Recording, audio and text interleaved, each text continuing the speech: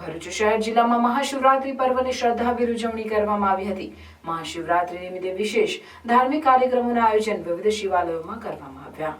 ભરૂચના શિવ મંદિરોમાં સવારથી જ ભક્તોની લાંબી લાઈનો જોવા મળતી હતી।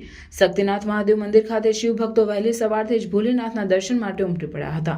ભરૂચ જિલ્લા પંચાયત પાસેના રામેશ્વર મહાદેવ ખાતે બીલીપત્ર, દૂધ અને જળનો મહાદેવને અભિષેક કરી ભક્તોએ પૂજા અર્ચના કરી હતી। તે ઉપરાંત ભાંગની પ્રસાદીની વ્યવસ્થા કરવામાં આવી હતી, જે ગ્રહણ કરી શિવ ભક્તોએ ધન્યતા અનુભવી હતી।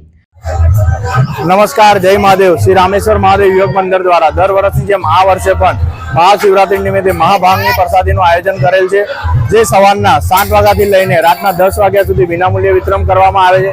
આ કાર્યક્રમમાં પાંચભાટી યુવક મંડળ, મોહનબાગ યુવક મંડળ, રામેશ્વર મહાદેવ યુવક મંડળ, આચાર્ય યુવક મંડળ, સૌ યુવક મંડળો કાર્યકર રાત દિવસ મહેનત કરીને આ કાર્યક્રમને ખૂબ સફળ બનાવે છે। આ કાર્યક્રમમાં અમે 12 થી 13,000 લીટર જેટલી ભાંગનું વિતરણ સવારથી સાંજે વિનામૂલ્ય કરીએ છીએ। અસ્તુ જય।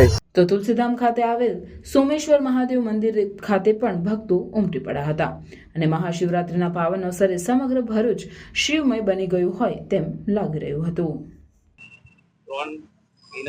બનાવવામાં આવી હતી, તેના ભાઈ ભક્તો આ દર્શનનો લાવો લે છે અને સાંજે ભાંગની પ્રસાદી તથા પંતરિયાની પ્રસાદીનો પણ દર વખતે જેમ આ વખતે પણ બધા ભાઈ ભક્તો લાભ લે એવી હું જાલેશ્વર બોયસ તરફથી અને જાલેશ્વર લીગ તરફથી આમંત્રણ આપું છું। જય મહાદેવ।